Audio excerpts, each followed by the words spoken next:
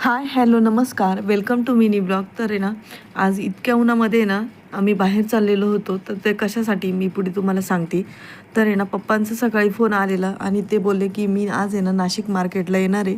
तर आहे ना तू मला भेटायला ये तिथं. तर मग मी त्यांना पहिलेच सांगितलं होतं, त्यांना एक काम सांगितलं होतं, ते काम करायचं होतं आम्हाला. त्याच्यामुळे ते बोलले की तू आहे ना 11 वाजेपर्यंत आहे ना बेटा तू येऊन जा. पण आहे ना मला झाला उशीर, वाजला 1. हे माझे मिस्टर दुकानातून 1 वाजता आले. नंतर आम्ही बाहेर मग गाडी काढली, तिथं मार्केटला निघालो जायला. आणि ना खूप ऊन होतं. तर तुम्हाला सांगते काय काम होतं ते.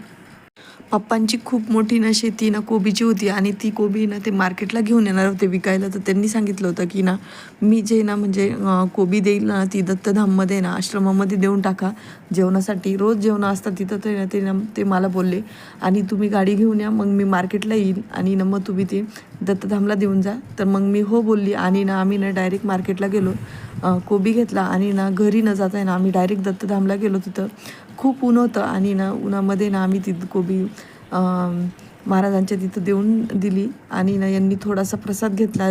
रिटर्न यायला निघालो आणि आई व्हिडिओ काढती म्हटल्यावर लेकाने ना समोर यायलाच पाहिजे. आणि ना मी जेव्हा व्हिडिओ काढते ना तो तेव्हा ना गुडगुड सारखा करत असतो पुढे पुढे. त्याला वाटतं मला मम्मीने व्हिडिओमध्ये घ्यावा. घरी आलो, जेवण केलेलं नव्हतं. घरी आलो, पिल्लूला जेवण करायचं होतं, त्याला जेवण घातलं आणि ना गावाकडून रामफळ आलेले होते, ते रामफळ खाल्लं मी. मला कधी नाही आवडत हे रामफळ, पण मी ना आज खाऊन पाहिलं.